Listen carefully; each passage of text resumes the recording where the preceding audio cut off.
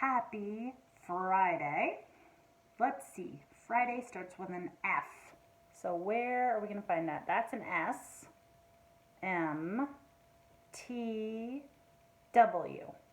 Another T. F.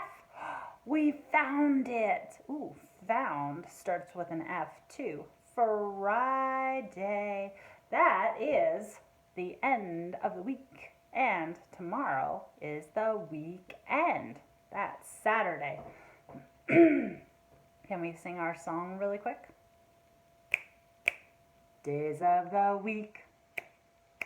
Days of the week. Days of the week. Days of the week. Days of the week. There's Sunday and there's Monday. There's Tuesday and there's Wednesday. There's Thursday and there's Friday, and then there's Saturday. Days of the week. Days of the week. All right. I don't know if you've noticed my beautiful ladybug headband with my antenna, but I had to wear it one more time because it's so fun. Even though we are studying what this week? What is this word? It starts with a B. B for bird. Bird. So, I have our mystery box. I know we usually save this until the end, but a lot of times it kind of gets forgotten after the book. So, what about if we did it right now? Is that a thumbs up? Would you like to? Me too. So, I put something in here. It's really interesting. So think about birds. Are you thinking about birds? Yes. Okay, good. Beaks, eyes, wings, feathers. How do birds have young? Where do baby birds come from? They hatch from an... What was that? Did you just say egg? They hatch from an egg? Tell you what, you are absolutely right. What kind of an egg is this? What kind of a bird did it come from? A chicken. You're right. These are the most common kinds of eggs that we find in the grocery store, and a lot of times they get eaten for breakfast, huh? So these are not going to turn into babies, but when there's a rooster around, they can. But I don't have a rooster, and these are from my chickens. So these are breakfast. But that's a really interesting thing about birds. And different birds have different size eggs. How big do you think a hummingbird egg is? I want you to look at your finger. And it's probably about the size of your pinky fingernail. So small. What about a robin's egg? They're also pretty small, but they're blue. They have blue eggs. Even some of my chicken eggs, they're white and they're brown, and some are greenish. Pretty interesting stuff, huh? And birds lay eggs. So that was our mystery box. Now, I want to go travel around the world with you. To do that, we are going to need our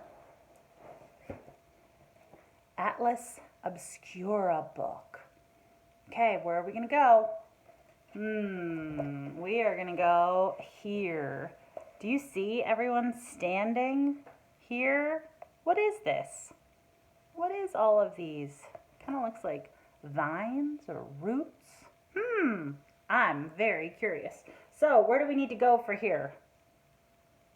India. Okay. Climb aboard the airplane.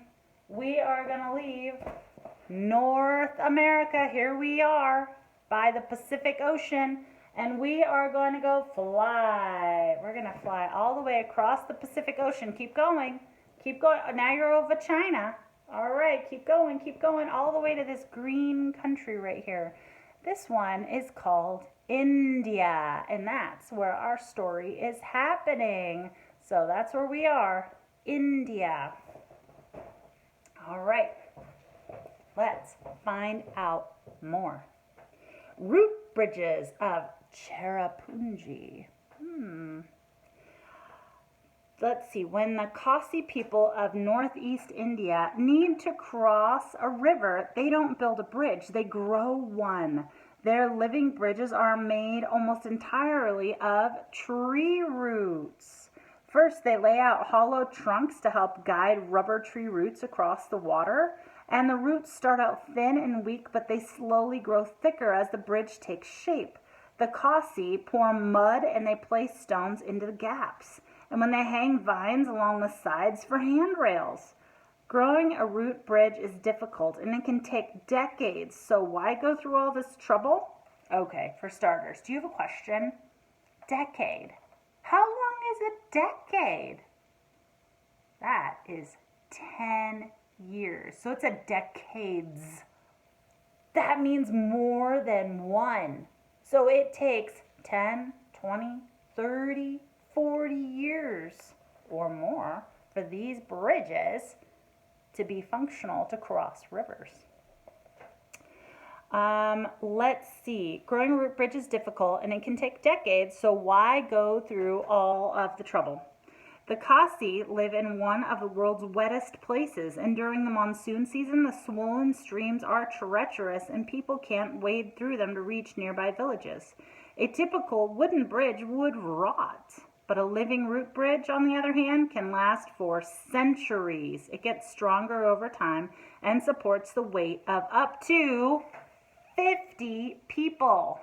Okay, well, we just talked about decades, and then they used another word on us. Centuries. Okay, decade. How long was a decade? That was 10 years. So it can take decades for the bridge to grow, right? So 10, 20, 30, 40, 50, 60, so on. And then it said it could last centuries. But how long's a century? Are you ready for this? A century is 100 years. So centuries, that's like 100, 200, 300, 400, 500 years? That's a long time. I guess that's worth the effort to make these really cool root bridges out of the rubber tree. You'll have to remember that. All right, folks, let's do, I know we're talking about birds, but we had some really fun insect songs from the other week. So let's do a little review. So we've got hands up because there's a friendly little caterpillar and it made a chrysalis one day. It turned into a butterfly and then it flew away. One more time. Okay. A friendly little caterpillar made a chrysalis one day. Leave a nice little pocket in there. It turned into a butterfly and then it flew away. Good job. All right. Here's our grasshopper song. We sang this yesterday on Zoom, and now I know you guys are pros. So, sing along with me on the grasshopper part. Are you ready? Thumbs up. Love it. The little grasshopper hops across the grassy land. The little grasshopper hops into my open hand. The little grasshopper, sweet and green as it can be. The little grasshopper hops away so safe and free. I love that song. I think that's pretty fun. Okay, do you remember another one that we learned about insects? About the head, thorax, abdomen? Oh, you do? Thumbs up, kiddos. Okay, are you ready?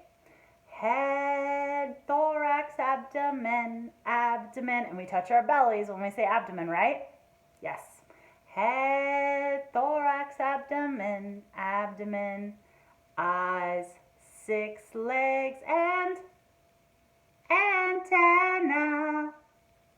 Head, thorax, abdomen, abdomen. Well done. I am so impressed. So, I have something right here that I would also like to do with you. It's from the previous week, but I like to review. That's what we're doing. You learn something and then you review it. This one is the life cycle of the butterfly. Do you remember? I bet you do. So, butterfly starts as an... Hold on. What does a butterfly start as? An egg. Wow, isn't that interesting that insects lay eggs, and so do birds. But not all insects lay eggs. If you'll remember, we read about aphids, and aphids give live birth, no eggs. Interesting stuff. So we got the life cycle of a butterfly, and we start with eggs, and then we move on to what hatches out of those eggs. What's it going to be? It's a caterpillar. All right, and then what happens to the caterpillar? Remember the caterpillar, friendly little caterpillar? And what did it become? Let's see. Did you say chrysalis? I bet you did, because you are so smart. And then out of this chrysalis becomes a beautiful butterfly. Well done. I love how well you know that. Okay, I should probably take this off because we're going to blast off into space. And I need to be able to put my helmet on. Climb aboard the spaceship. We're going to the moon. Hurry and get ready. We're going to blast off soon. Put on your helmet and buckle up real tight because here comes the countdown. So count with all your might.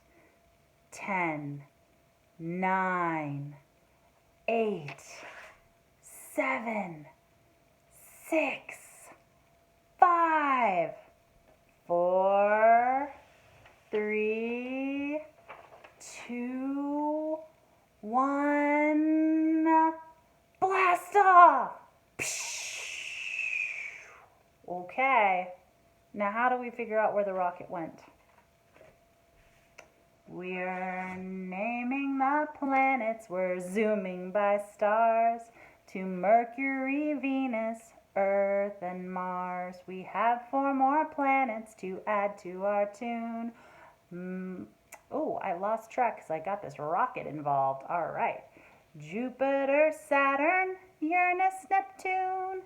Jupiter, Saturn, Uranus, Neptune. All right, let's do that again all the way through. I know you guys probably didn't lose track. That was just me.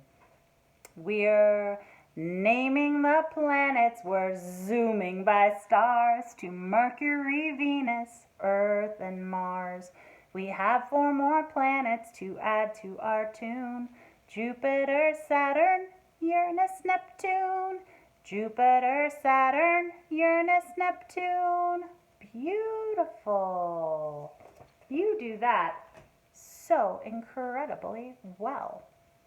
So, next thing I want to talk to you about is opposites. I came across this book and I was like, I wonder if we've read this one before.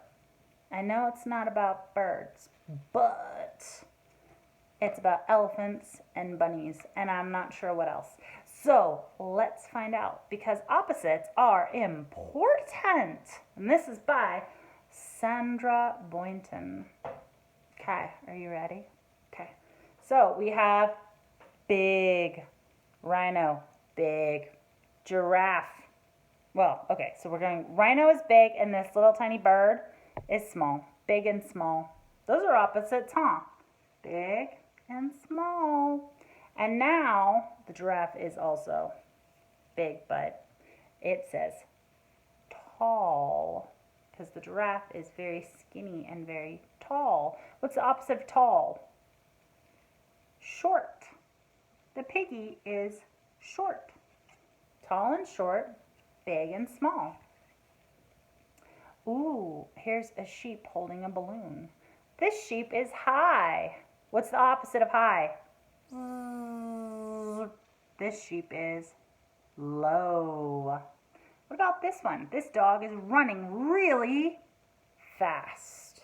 And the opposite of fast is the snail who's going really, really slow. Good job. I think you are great at opposites. Well, here's a teeter-totter. And there's an elephant who is heavy. They're big and heavy. And there is a rabbit. And the rabbit is the opposite of heavy. Light. This rabbit is not going to be able to bring down this side of the teeter-totter. And here is a bear reading, and it's day. What's the opposite of day? Night. Good job, because it's dark out the window here. What is next? Oh, this turtle is in. It's in its shell. This turtle is, whoa, the turtle is out of its shell. Wow. This hippopotamus is whispering. Very quiet. This hippo is not being quiet. It is being the opposite. It is shouting so loud. Oh, here we have a mouse and a moose. This mouse is weak. It's only able to lift up a feather because it has a little body. This moose is big and strong. It has a big body. So weak and strong are opposites. What about this pig? This pig is using the phone right. That's the right way to use a phone. Hello, bring, bring.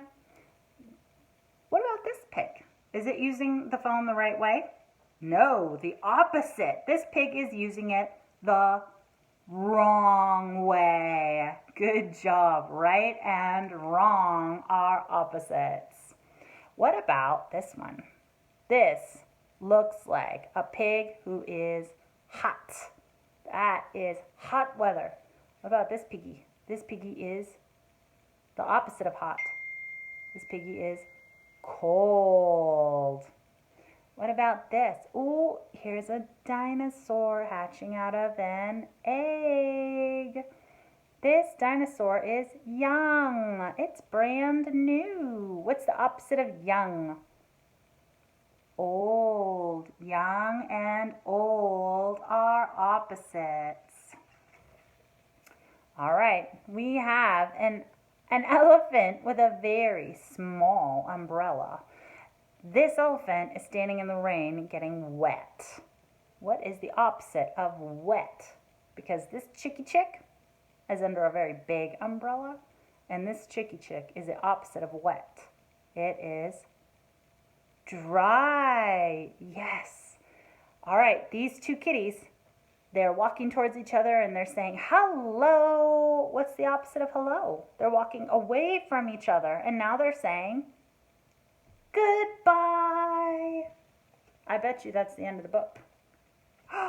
Because they just said goodbye. And I'll tell you what, friends, I hope you have a wonderful Friday and a magically wonderful weekend. And I will see you on Monday, way back all the way up here. It'll be Friday, Saturday, Sunday, Monday. So I will see you then. Mwah! Love you. Bye, kiddos.